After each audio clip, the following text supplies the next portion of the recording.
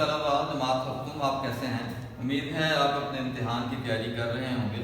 آج ہم آپ کی خدمت میں خورشید اردو چینل کی طرف سے حاضر ہیں اور آپ کو آپ کی جو نظم ہے انسان اور سائنس، جو صفحہ نمبر 104 پر ہے اور اس کے شاعر ہیں عبدالقادر، اس کا مرکزی خیال پیش کریں گے۔ اور یہ کتاب یہ جو نظم ہے آپ کی کتاب سورج مکھی سے لی گئی ہے۔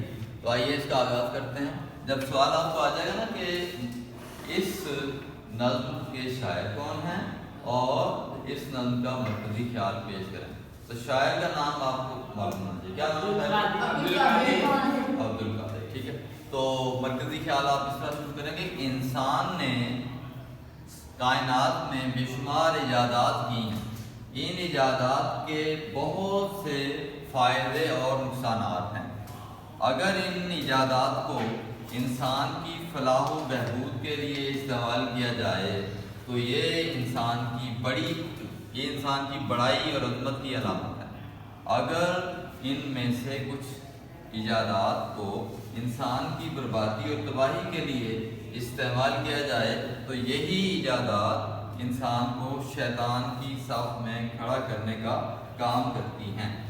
اس کی مثال کیا ہے؟ ایٹم بم اور گولہ بارود ہے، جس سے دنیا میں تباہی ہو رہی ہے، ٹھیک ہے۔ اب میں آپ کو یہ پڑھ کے دفعہ سنا دیا ہے، اس کو میں مزید بیان کر دیتا ہوں تاکہ آپ اس کو اپنے لفظوں میں بیان کر سکیں۔ یہ تو ایک آپ کو میں نے بتا دیا نا کہ یہ اس کا مرکزی خیال ہے، لیکن وہاں پر آپ کیا کریں گے کہ آپ نے اپنے الفاظ میں بیان کرنا ہے۔ اس میں اب یہ دیکھیں کائنات میں کیا ہو رہا ہے، بے شمار یعنی سائنٹسٹ جو ہیں یا سائنسدان ہیں بہت سی ایجادات کر رہے ہیں، ٹھیک ہے۔ اس نظم میں یہی بتایا گیا ہے۔ اور کیا ہے کہ سائنس روز بروز ترقی کرتی چلی جا رہی ہے اور اس کے نقصانات بھی ہیں، فائدے بھی ہیں۔ جو مفید چیزیں ہیں جو ہمارے کام آتی ہیں وہ فائدہ مند ہوتی ہیں، ان کے فائدے ہی فائدے ہیں، لیکن تصویر کا جو دوسرا رخ ہے اس میں ہمیں یہ بتایا گیا ہے کہ اگر وہ ایجادات فائدہ مند نہیں ہیں تو دنیا ان سے فائدات نہیں ہو رہی، فائدہ نہیں اٹھا رہی، تو وہ ایجادات ان سے ہیں، ان ایجادات سے انسان کو فائدہ نہیں ہے، تو وہ مثال کے طور پر ان میں ایٹم بم ہے، گولہ بارود ہے، اس میں دنیا میں مصیبت تباہی، اس میں دنیا میں تباہی پھیل رہی ہے، ٹھیک ہے۔ تو یہاں پر آپ دیکھیں کہ جو فلاح و بہبود ہے، فلاح و بہبود کیا ہوتا ہے؟ بھلائی، انسان کی جو بھلائی ہے، جو خیر خواہی ہے، بھلائی ہے، وہ اگر وہ ایجادات ہیں اس میں انسان کی فلاح و بہبود ہے تو پھر وہ انسان کی بہت بڑی کامیابی ہے، اور جس انسان نے اس کو بنایا ہے اس کی عظمت اور اس کی بڑائی اس سے ظاہر ہوتی ہے، ٹھیک ہے، انسانیت اس سے فائدہ اٹھا رہی ہے۔ تو اسی طرح اگر وہ بربادی اور تباہی کے لیے استعمال کیا جا رہا ہے ان ایجادات کو، تو پھر کیا ہو رہا ہے؟ یہی ایجادات انسان کو شیطان کی صف میں کھڑا کرنے کا کام کرتی ہیں۔